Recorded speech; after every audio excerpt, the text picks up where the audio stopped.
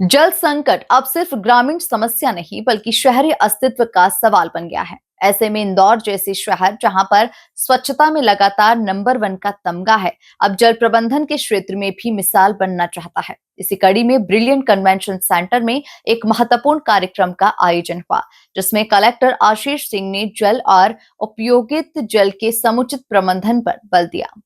पानी की एक एक बूंद की कीमत तब समझ आती है जब नल सूख जाते हैं और टैंकर कतारों में लगते हैं।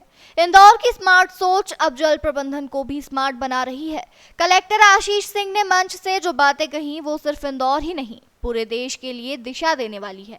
इंदौर के ब्रिलियंट कन्वेंशन सेंटर में आयोजित हुए जल प्रबंधन और उपयोगित जल प्रबंधन कार्यक्रम में कलेक्टर आशीष सिंह ने कहा कि आयोजन सिर्फ एक बैठक नहीं बल्कि एक आंदोलन है जो हमें प्रधानमंत्री मोदी की सोच से प्रेरणा लेकर जल की हर बूंद का सही उपयोग सिखाएगा। इस कार्यक्रम का उद्देश्य साफ था कि जल प्रबंधन के लिए नई सोच और दिशा तय करना। इसके अलावा शहरों में बढ़ते जल संकट के स्थायी समाधान खोजने की रणनीतियां तैयार करना। कलेक्टर आशीष सिंह ने इस मौके पर जल शोधन तकनीकों, वर्षा जल संचयन, ग्रे वाटर रिसाइकलिंग जैसे मॉडलों को अपनाने पर जोर दिया।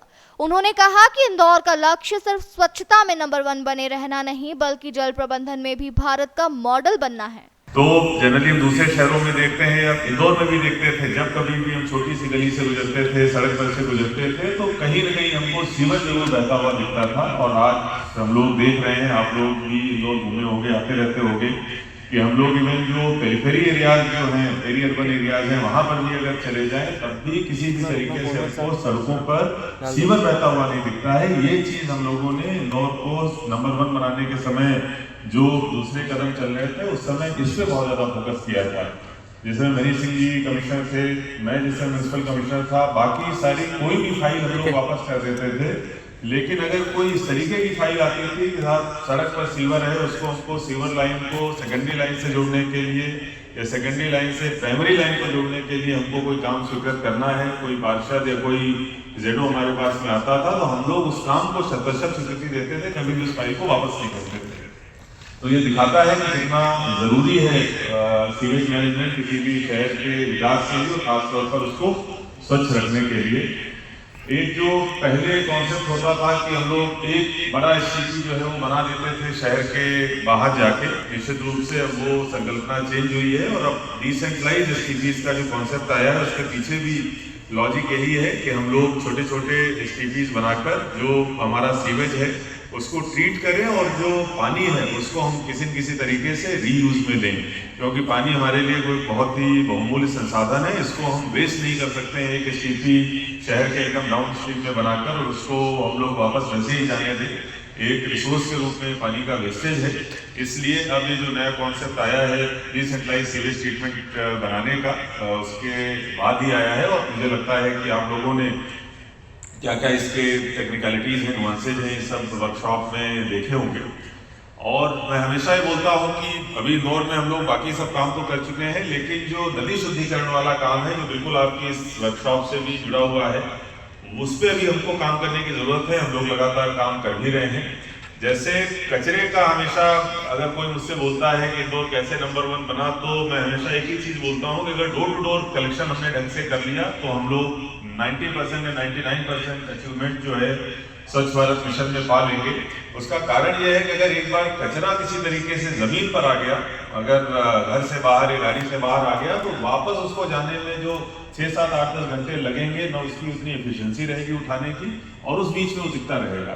तो सेम टाइप की चीज़ जो है सीवर के लिए भी है कि अगर हम लोग जो हाउस कनेक्शंस हैं उस पर जब तक ध्यान नहीं देंगे तब तक हम चाहे कुछ भी करते रहें, हम लोग बीच में उसको प्राइमरी लाइन डाल दें, सीवेज ट्रीटमेंट प्लांट बना दें, उसको सीवर को कहीं प्राइमरी लाइन से जोड़ने का काम हम लोग करें, लेकिन जब तक हम लोग हाउस कनेक्शंस के थ्रू सीवर को घर से ही नहीं उठाएंगे तब तक हम लोग इस मिशन में पूरी तरीके से सफल नहीं हो पाएंगे। इसको कभी नाला टैपिंग हम लोग बोलते हैं, कभी दूसरे नाम देते हैं। तो इस पे हमको काम करने की आवश्यकता है। इंदौर कर भी रहा है और मुझे लगता है कि 60-70% काम जो यहाँ के मेजर नाले हम लोगों ने आइडेंटिफाई किए थे, 8 उसमें से 4 से अधिक हम लोग पूरी तरीके से टैप भी कर चुके हैं। जो बचे हुए हैं उन पर भी काम चल रहा है। एमएनसीजी में और अमृत 2 में जो कुछ प्रोजेक्ट्स लिए हुए हैं उनके जरिए हमारा हमारा जो लक्ष्य है कि हम लोग पूरी तरीके से नदियों को अपना शुद्ध कर दें और किसी भी तरीके का एक बूंद भी सीवर हमारे उसके बाहर न तो गलियों में, न सड़कों पे, न नालों में और नदी में किसी तरीके से ना दिखे। आप लोग जब फील्ड विजिट करोगे तो जो कुछ नाले पहले जिनमें सीवर बहता था आज पूरी तरीके से वो सूख चुके हैं। ठीक है, अभी बारिश का मौसम है, शायद वो पूरी तरीके से सूखे न दिखे, लेकिन आप अगर बारिश के समय जो इसके अलावा कभी आएंगे तो देखेंगे पूरी तरीके से सूखे हुए नाले दिखेंगे, जो हमारा अल्टीमेट एम है, असली लक्ष्य है, जहाँ तक हमको पहुँचना है। तो निश्चित रूप से आप लोग इंदौर में जो काम हुए हैं एक बार ज़रूर फील्ड पर देखें। तकनीकी रूप से कैसे करना है वो मुझे लगता है कि आप लोग मुझसे बेहतर जानते हैं और इस वर्कशॉप के माध्यम से और भी अधिक आप लोगों को गुणवत्तापूर्ण तरीके से आप लोगों को काम कर पाओ, उसमें आपको सिखाया गया होगा।